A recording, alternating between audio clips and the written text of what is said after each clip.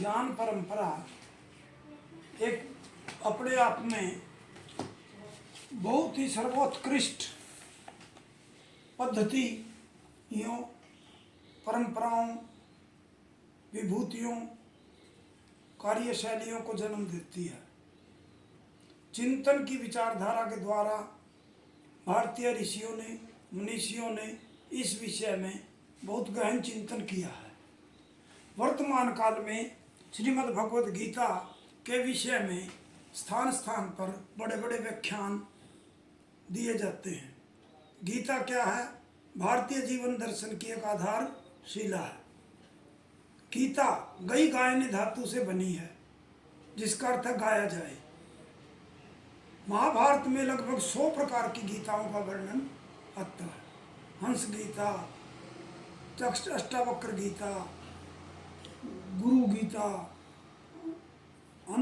ये इस प्रकार गर्भ गीता, श्रीमद् भगवद गीता, इस प्रकार की अनेकों। स्वामी संत विनोबा भावे जी ने ये कहा है कि महाभारत के अंदर ज्ञान के जंगल ही जंगल उपजे हुए हैं। असंख्य परंपराओं का वर्णन है। तो वर्तमान के जीवन संदर्भ में देखने को मिलता है कि वर्तमान 21वीं सदी में जो है श्रीमद् भगवद गीता, जो भगवान श्री कृष्ण के द्वारा अर्जुन को जो उपदेश युद्ध भूमि में दिया गया था, वही जनमानस के मन में गीता शब्द से अर्थ लिया जाता है। जबकि आत्मा, मन, बुद्धि, कर्म, ज्ञान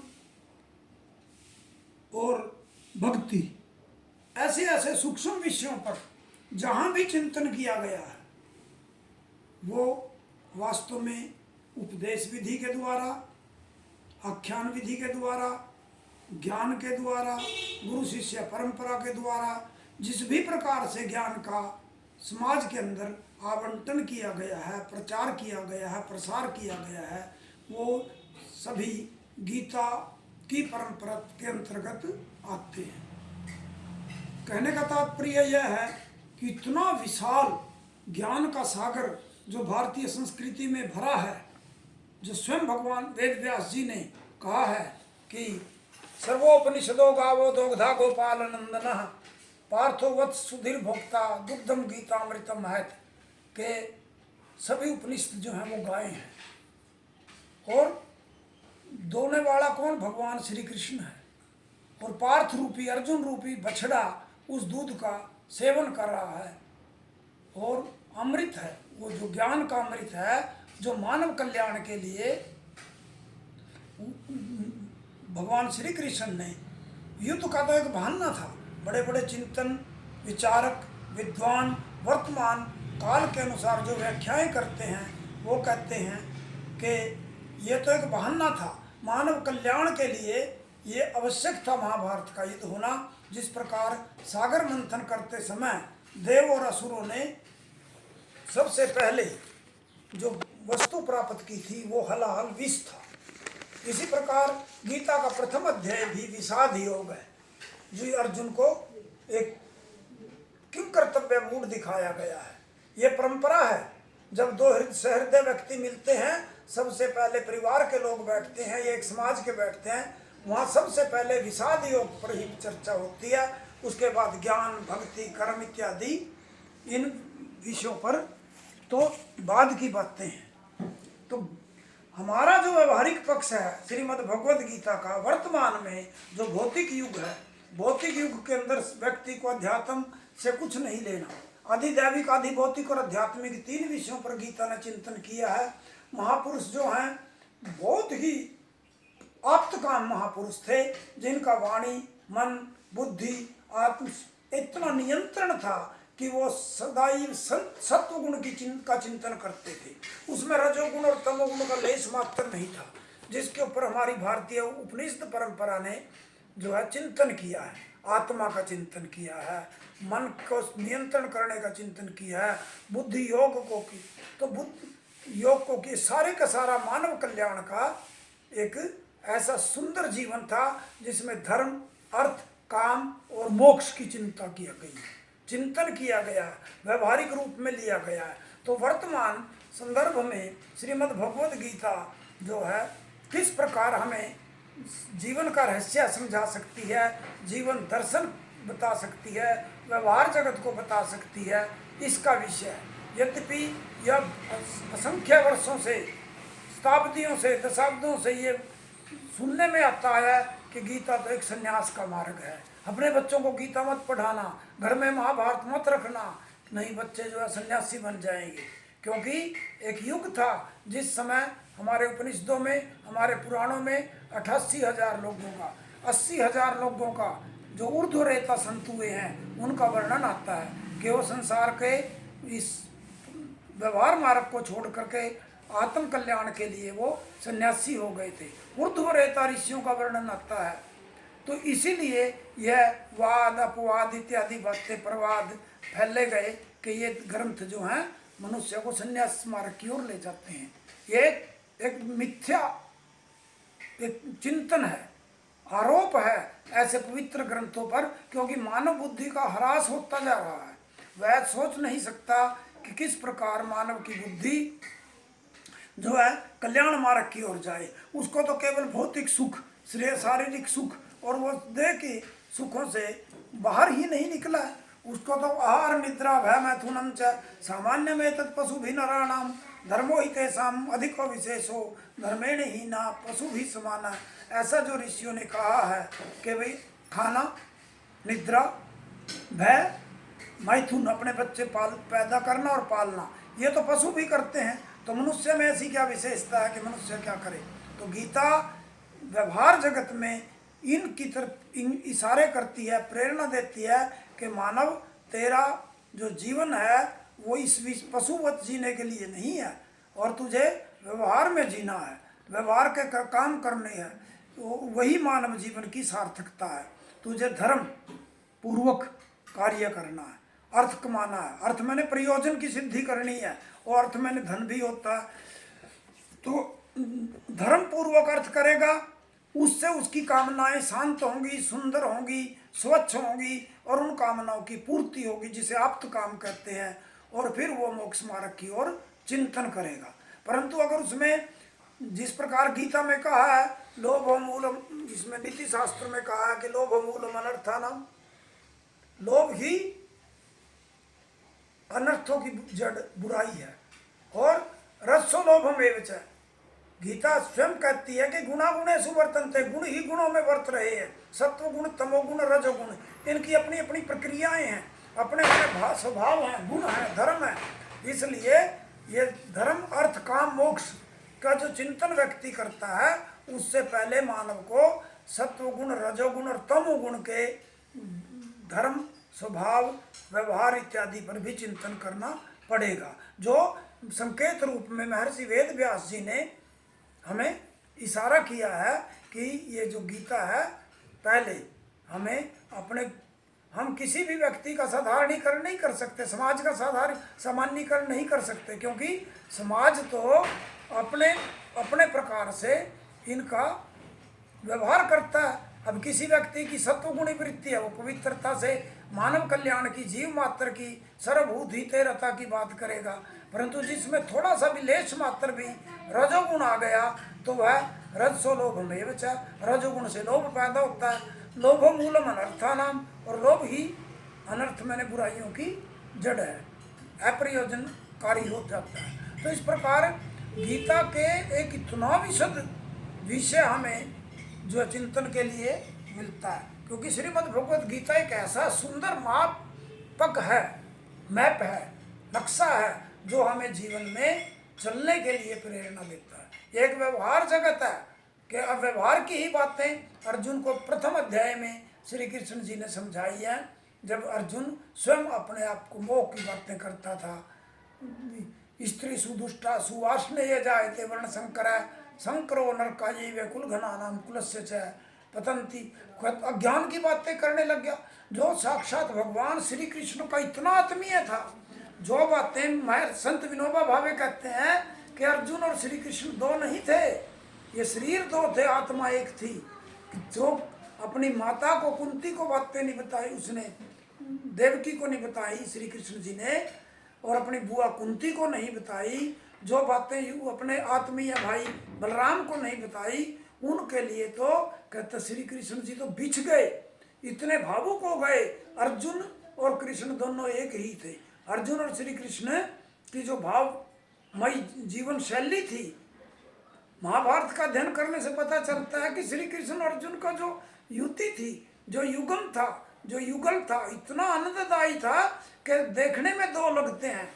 इतना बड़ा भेद, विराट स्वरूप, जबकि भगवान श्री कृष्ण ने इसके चतुर्भुज रूप दिखा करके, अपनी माता को ब्रह्मांड के दर्शन करा करके, अनेकों अनेक प्रकार की अपनी विभूतियों के दर्शन कराए, परंतु श्री कृष्ण जी श्रीमद् भगवद गीता के 11वें अध्याय के अनुसार इतने आत्म विभोर हो गए कि अर्जुन के लिए उसने अपना विराट रूप ही, अपना विराटता ही प्रकट कर दी। इससे बढ़िया और दृष्टांत क्या हो सकता है, इससे उत्तम और क्या दृष्टांत हो सकता है कि हम ये विश्लेषण ही नहीं कर सकते कि अर्जुन श्री कृष्ण थे या श्री कृष्ण अर्जुन थे।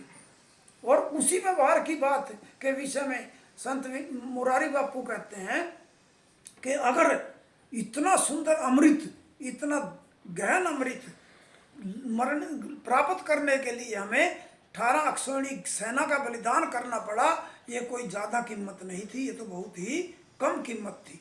जो अमृत नवनीत, अमृत रूपी नवनीत भगवान श्री कृष्ण मानव मात्र के कल्याण के लिए जो दे के गए हैं, ऐसे मतलब उसकी कीमत जो है, उसका मूल्य कोई ज़्यादा नहीं चुकाया मानव जाति ने, बेशक वो 18 अक्षौहिणी सेना क्यों ना। तो बात व्यवहार पक्ष की आती है कि श्रीमद् भगवद गीता हमें सबसे प्रथम कर्म मार्ग की ओर ले जाती है कि कर्म कैसे करना है, अनासक्ति के द्वारा करना है, योगा कर्म सुकौशलम, कर्म में जो है कुशलता दिखाना ही योग है। इस प्रकार योग के विषय में भगवान श्री कृष्ण ने जिस प्रकार हमें बताया है, सबसे प्रथम जो अर्जुन विषाद योग है, जिसमें अर्जुन की मन की वेदना है, जो अज्ञानता के मोह आवरण से आगे थी, क्योंकि माया जो है वो प्रकृति और पुरुष ब्रह्म और माया का जो खेल सृष्टि में चला हुआ है, वो बड़े बड़ों को मोहित कर देता है। इसलिए अर्जुन को ये विषाद योग का सामना करना पड़ा। इसी प्रकार दूसरे अध्याय में जो सांख्या योग की बात आई है, जिसमें भगवान श्री कृष्ण अर्जुन को कर्म की, सांख्या योग के माध्यम से कर्म योग की शिक्षा दे रहे हैं। और स्थिर बुद्धि व्यक्ति, स्टेबल माइंड की का भी बताते हैं कि स्थिर बुद्धि व्यक्ति जो होता है, स्थित प्रज्ञा, वो किस प्रकार समाज के अंदर दूसरों को प्रेरणा देता है।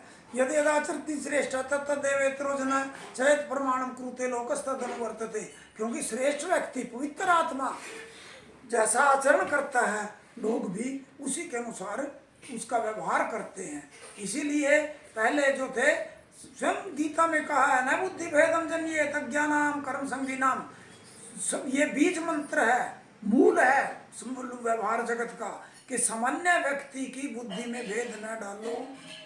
न बुद्धि भेदम जन्येत अज्ञानानाम कर्म संगीनाम जोषयेत सर्वकर्माणि। विद्वान युक्त समाचार है कि व्यक्ति, विद्वान व्यक्ति को चाहिए कि समाज में वो किसी भी प्रकार की परंपरा का, नई परंपरा का प्रचलन ना करे, क्योंकि अज्ञानी व्यक्ति है, संसार अज्ञानी है और वो उसका अर्थ का अनर्थ कर देता है, और जो मानव कल्याण के लिए नहीं है। और अज्ञान के द्वारा ज्ञान ढका हुआ है, सारे प्राणी उसी से मोहित हो रहे हैं। इसीलिए कहा कि सभी सामान्य व्यक्ति की बुद्धि में भेद ना डालो। न बुद्धि भेदम जन्येत ज्ञानानाम कर्म संगीनाम, क्योंकि उनकी तो आसक्ति कर्म के प्रति है, वो ज्ञान और भक्ति पूर्वक कर्म नहीं करते, वो केवल तमोगुण और रजोगुण से युक्त कर्म करते हैं। और कर्म कैसे करना है, आसक्ति अनासक्ति, ये एक बड़ा विषय कहा गया, गहन विषय कहा गया है। गहना कर्मणो गति, कर्म की गति बहुत गहन बताई है श्रीमद् भगवद गीता में। इसलिए भगवान श्री कृष्ण जो है इतने विचार पूर्वक बातें करते हैं, मार्गदर्शन करते हैं कि यदि जो श्रेष्ठ व्यक्ति है, अब उसी का लोग अनुसरण करते हैं, क्योंकि गतानुगति को लोक है न लोका पारमार्थिक है। इस संसार में भेड़ चाल मशहूर है, वो अपनी बुद्धि से कोई चिंतन नहीं करता। जिस प्रकार एक दृष्टांत दिया गया है कि एक व्यक्ति कहीं निर्धनता के कारण किसी कहीं किसी नगर में रहता था और उसके पास एक तांबे का बर्तन था। उस तांबे के बर्तन को उसने सोचा मैं किसको दूं, कभी ये कोई बेईमान ना बन जाए ना दे। तो उसने एक जगह नदी के तट पर एक वृक्ष से के बिल्कुल नज़दीक एक गड्ढा खोदा और उस गड्ढे में वो तांबे का बर्तन दबाकर उस पर शिवलिंग की स्थापना कर दी, मिट्टी का शिवलिंग बना दिया और पूजा करके 2 फूल चढ़ा दिए। उसको देखते देखते जो लोग, और वो तो चला गया, उसने देखा कि पता नहीं भाई किसने ये भगवान मिट्टी के बर्तन शिवलिंग बनाने की परंपरा चला दी है। सभी लोग आते अपना शिवलिंग बनाते और पूजा करके चले जाते। कुछ दिनों के पश्चात जब उस व्यक्ति ने देखा कि उस एक शिवलिंग की बजाय मिट्टी के तो उसके चारों ओर हजारों की संख्या में शिवलिंग लोगों ने बना दिए। तो उस समय वो कहता है कि इस संसार में भेड़ चाल मशहूर है। इस भेड़ चाल के अंदर मेरा ताम्र का बर्तन भी भगवान शंकर की भेंट चढ़ गया। तो यह ज्ञानता का दृष्टांत देते हुए किसी विद्वान ने बताया है कि इसलिए सामान्य व्यक्ति की बुद्धि में भेद ना डालो। तो कर्म योग के अंदर कर्म क्या है, अकर्म क्या है, विकर्म क्या है, निष्काम का कर्म क्या है, सकाम कर्म क्या है, बड़ा गहन चिंतन इसके अंदर वेद व्यास जी ने किया है। श्रीमद् भगवद गीता जो है इतना एक आदर्श पेश करती है कि ज्ञान योग और कर्म योग के अनुसार जो है हमें अनासक्त भाव से कर्म करना चाहिए। इसमें तभी हम उसमें यही कारण है कि सुख या दुख का कारण हो जाता है। कर्म करते करते मनुष्य तो व्यवहार जगत में जीवन दर्शन की जो हमारी सापेक्षता है कि हम गीता को किस प्रकार अपने जीवन में उतारें, कैसा ये व्यवहार हमारे जीवन के अंदर हमें मार्गदर्शन देगी। तो ये वही बात जो पूर्व में कही गई है कि सत्वगुण, रजोगुण और तमोगुण का खेल है। गुणा ही गुणों में बरत रहे हैं। इसलिए ये एक बड़ी विचित्र पहेली है कि कर्म करते करते व्यक्ति को उनमें आसक्त नहीं होना है। ज्ञानवान व्यक्ति की तरह उसको लोग संग्रह भी नहीं करना, अज्ञानी की व्यक्ति की तरह भी जीना नहीं और विद्वान की तरह जीना। पर विद्वान भी कितना सापेक्ष होगा और कितना निरपेक्ष होगा, ये बड़ा विचारणीय विषय है।